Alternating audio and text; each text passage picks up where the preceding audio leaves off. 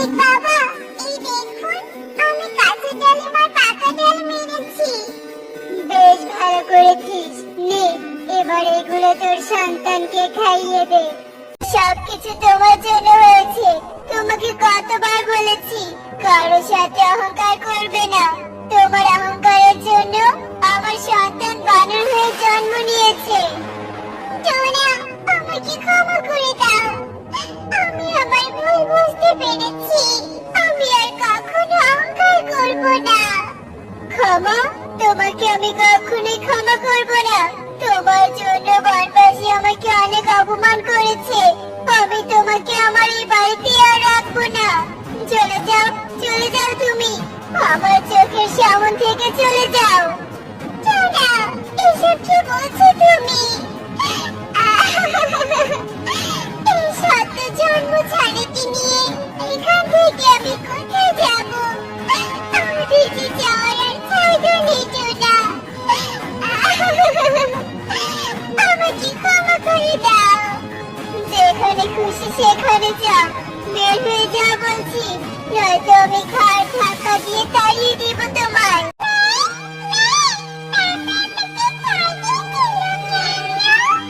সব দোষ আমার, আমার দোষের কারণেই তাড়িয়ে দিয়েছে।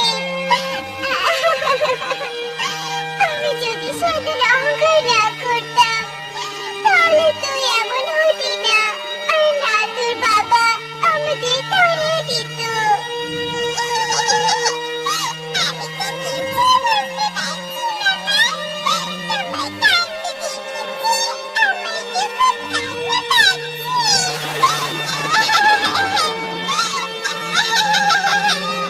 এই, তোরা এখানে বসে এভাবে কাঁদছিস কেন?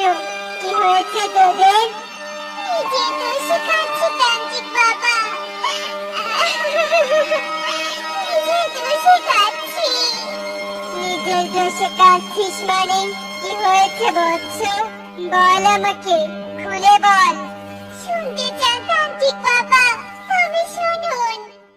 মারি, আমাকে একটু সাহায্য করবি? আমি না দুদিন থেকে কিছুই খাইনি, আমাকে একটু খাবার দে না রে মা। তোকে খাবার দিলে তুই আমাকে কি দিবি রে বুড়ি, হ্যাঁ? তুই তো গর্ভবতী, আমি তোকে আশীর্বাদ দিব। দে না রে মা, একটু খাবার দে না। তোর মতো গরিব বৃদ্ধা আশীর্বাদ আমার লাগবে না।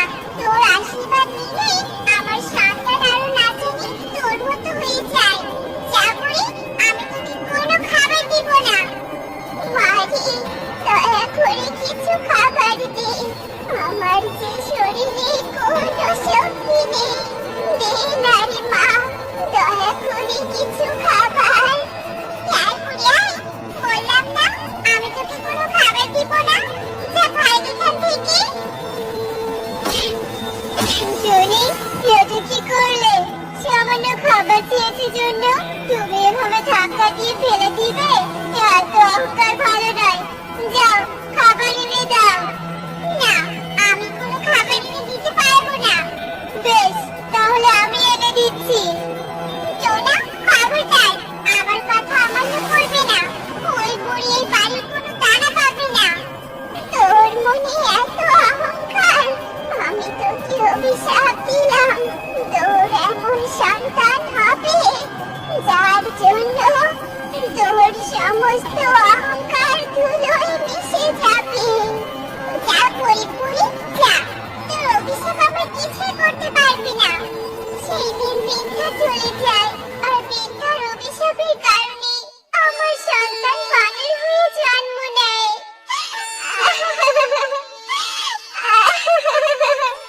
অহংকার পতনের মূল। জীবনে যারা অহংকার করেছে তাদেরই পতন হয়েছে। তুইও তাদের ব্যতিক্রম নস। তান্ত্রিক বাবা, আমি আমার ভুল বুঝতে পেরেছি, আমি আর কখনো অহংকার করব না। তান্ত্রিক বাবা, আমার সন্তানকে পাখি রূপে আর ফিরে আসতে পারবে না। বৃদ্ধার অভিশাপ কাটিয়ে আমার সন্তানকে পাখির রূপে ফিরিয়ে আনার কি কোনো উপায় নেই? আছে, আছে, একটা উপায় আছে। কি উপায় তান্ত্রিক বাবা? বলুন, বলুন আমায়। এখান থেকে সোজা উত্তরে কয়েক মাইল দূরে একটা ডালিম গাছ আছে। সেই ডালিম গাছের কিছু ডালিম কাঁচা আর কিছু ডালিম পাকা। ওই ডালিম গাছের একটা কাঁচা ডালিম আর একটা পাকা ডালিম এনে যদি তোর এই ছানাকে খাওয়াতে পারিস, তাহলেই তোর ছানা পাখির রূপে আসতে পারবে। আমি আমার সন্তানের জন্য সব করব। আমি এক্ষুনি যাব ওই কাঁচা ডালিম পাকা ডালিম আনতে। তান্ত্রিক বাবা, আপনার কাছে আমার ছানাকে আমানত রেখে গেলাম। আমি ফিরে না আসা পর্যন্ত আমার ছানাকে একটু দেখে রাখবেন। ঠিক আছে, আমি আশীর্বাদ করি তুই সফল হয়ে। নিচে পাখি বোন, একটু শুনবে? আমাকে একটু সাহায্য করবে? বলো শিয়াল দিদি, তোমার কি সাহায্য চাই? আমার অনেক পিপাসা পেয়েছে, তুমি আমাকে একটু পানি এনে দেবে?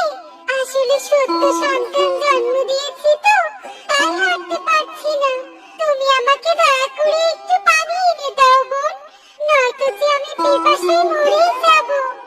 এভাবে বলো না দিদি, তুমি একটু অপেক্ষা করো, আমি এক্ষুনি পানি নিয়ে। এই নাও দিদি, পানি খাও। শান্তি, তুমি খুব ভালো বোন। আশীর্বাদ করি তোমার মনের আশা যেন পূরণ হয়। দিদি, এবার তবে আমি আসি, আমার দেরি হয়ে যাচ্ছে।